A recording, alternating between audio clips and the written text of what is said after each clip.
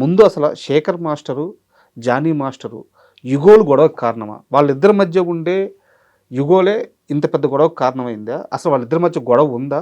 లేదా? ముందు దీన్ని క్లియర్ చేయండి. అసలు యాక్చువల్లీ శేఖర్ మాస్టర్ గారికి, జానీ మాస్టర్ గారికి ఏ గొడవ లేదండి. ఓకే. అసలు మీరు చూస్తున్న వీడియో అంతా రాంగ్. అక్కడ జరిగిన సిచ్యువేషన్ వేరు.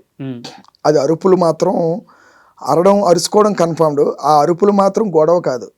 శేఖర్ మాస్టర్ గారు వచ్చిన కంటెంట్ వేరు. అక్కడ ఏం జరుగుతుంది, అక్కడ ఒక లేబర్ ఆఫీసర్ గారు వచ్చారు, ఏం జరుగుతుంది, ఇక్కడ ఫెడరేషన్ వారు చెప్పింది ఇది కాదు కదా, 2 ఆప్షన్లు కదా. ఒకటి ఈసీ మెంబర్ల నుంచి ఈ తప్పు చేశారు అన్న వారు కదా, వాళ్ళ పోస్టులకు ఎలక్షన్ పెట్టడమా, లేదు టోటల్ బాడీ డిజాల్వ్ చేయడమా, ఈ 2 ఆప్షన్లు పెట్టుకొని మీరు ఓటింగ్ చేస్తే బాగుంటుంది కదా. Only single point, only EC మెంబర్లకు ఎలక్షన్ పెట్టాలా వద్దా అనే పాయింట్ అనేది లేదు కదా. వద్దా కావాలని బాక్సులో పెట్టి చేశారు, అది తప్పు కదా అని అడిగితే ఇది ఇలాగే ఉంటుంది, ఇలాగే చేస్తాం జానీ మాస్టర్ అరిచారు.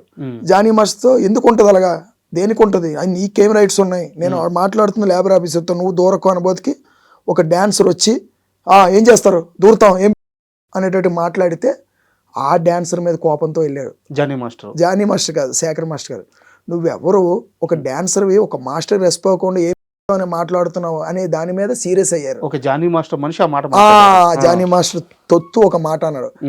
అది సీరియస్ అయినప్పటికీ జానీ మాస్టర్ కూడా శేఖర్ ఆగు, అది కాదు శేఖర్, నీకు తెలియదు ఆడ అలగాలేదు శేఖర్. ఆ అరుపుల వల్ల చూసిన వాడికి శేఖర్ శేఖర్ నరిస్తే తగు అనుకున్నారు, కానీ actually Jani master Sekhar master గారికి అక్కడ తగులు లేవు.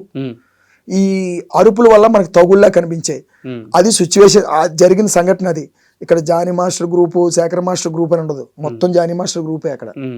ఆ లోపల ఉన్నది అంతా ఓన్లీ ఒక 30 మంది డైలీ ఆయన పెట్టిన బిర్యానీలు మందులు తాగుతూ ఉన్నోళ్ళే ఉంటారు, ఓన్లీ దీనికోసం, గొడవల కోసమే.